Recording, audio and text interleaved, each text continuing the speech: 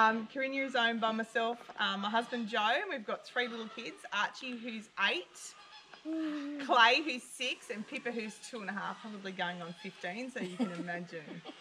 You saw Pippa yesterday. Now we are also, I like to acknowledge that we're on Yawalarai land. I don't really know much about Yawalarai people because I'm from a Gamilaroi area, which is, I'm from Narrabri, that's my area. There's not really much known history about Yawalarai in this area. It's more up towards Gaduga and things like that. So Aboriginal people traditionally stick to your rivers and where the water is. Not much water around Lightning Ridge. But look, in town there's quite a lot of Aboriginal history that goes on here. Sorry about that. So yeah, it's important for me to recognise where we are and who's in this area and respect respect our elders that have been here. There's not really many elders in the area nowadays, and there is a lot of history that is getting lost, which is a bit disappointing. But look, it is what it is, and things will change as time goes on. There's they have a language nest in Lightning Ridge. Like my kids learn a lot of Aboriginal language around here, and I'll be like, oh, there's a Billy, which isn't a kid now. We've got one that floats around every now and then, and I'm like, what? So it's good. I think it's good that they learn that. I mean, there's so many different languages and cultures in this area. I think it's important. So Joe and I bought this place here in 2012. That was after 3 years of back-to-back floods. So half of our property goes underwater when it floods. So just after the ball baths, we'll go underwater, like Lightning Ridge itself doesn't, and then half of our property, so about another K back from here, or 2 Ks back, will go underwater. All of this is fine. There's a bit of a channel that runs between the dam and the house that runs down there as well. But in the Sandhill area, we're all above floodwater here, so we've got our own little island, you could say. It's paradise. It's not your typical type of flooding that happens out here. It's you don't get rain event floods. You do get a little bit sometimes, but mainly our floods come from Queensland. They sometimes take up to 6 weeks to get here and 6 weeks to go. So we've often got a fair bit of notice. So like for example, back in, was it 2011 when Toowoomba, they had those awful floods and they lost a lot of people. We got that flood water as well, but it took 6 weeks to get here. Wow. So, and then another 6 weeks to go. So we bought the place in the January of 2012. We couldn't actually get here until the April because of the flood water. And even then, a lot of there's still a fair bit of water on the road to get out here. And then it just stopped raining. It just stopped. So what you can see at the moment, you can see birds. There's lots of birds, and it's a bit of a double-edged sword. I'm like, bloody birds, rah, but it's ground cover. So you can see the sand, it's dust. And when we walk past the house, and you probably saw it when you drove around yesterday, I've got these big piles of sand beside the house.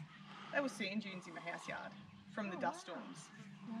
There's actually a video on Instagram that I put up earlier in the year from September 2019, and I was standing between the chook shed and the chook yard and the shed, and you couldn't even see the front gate because of the dust.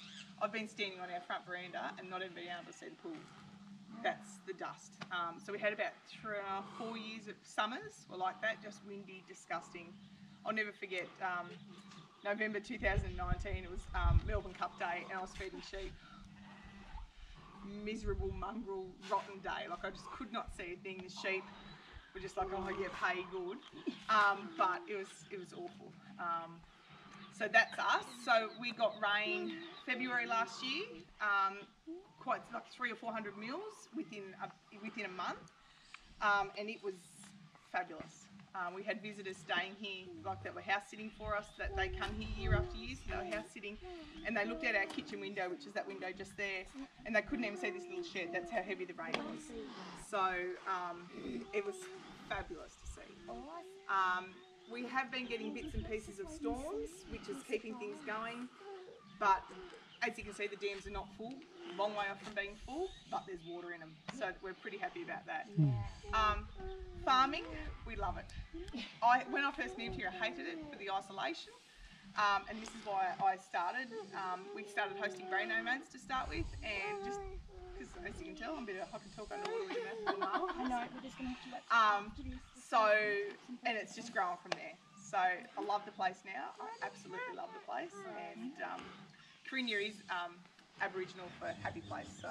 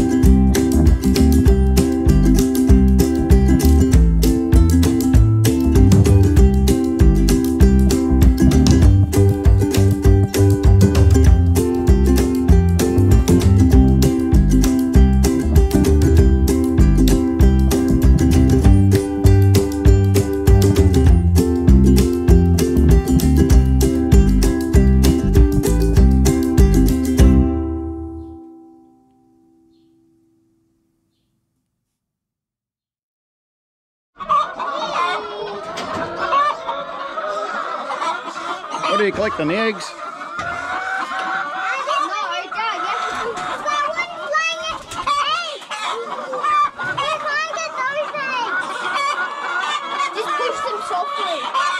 Alright, go over there.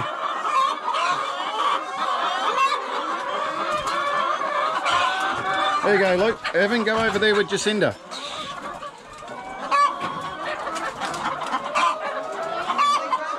Come on.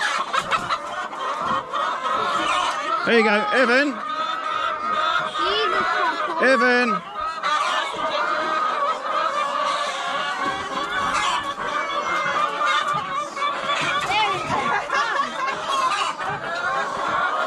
Evan.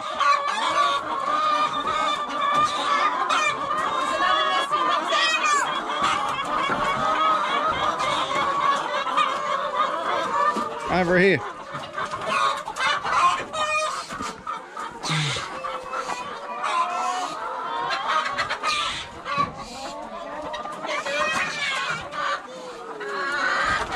There you go. There you go. Oh, when you go, Eve. Move over. There's plenty there, don't worry. Like a brown one. Evan, take the next.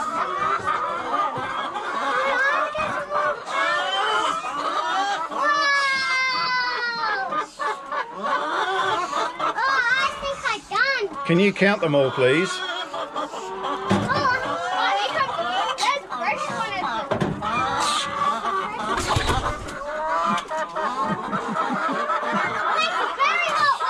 That's a very hot one, is it? Fresh this one. Whoa, fresh from the chicken bum. That one's dead, is it? Oh, yeah. Yeah, it's a bit soft. Yeah. It's almost a shell's egg.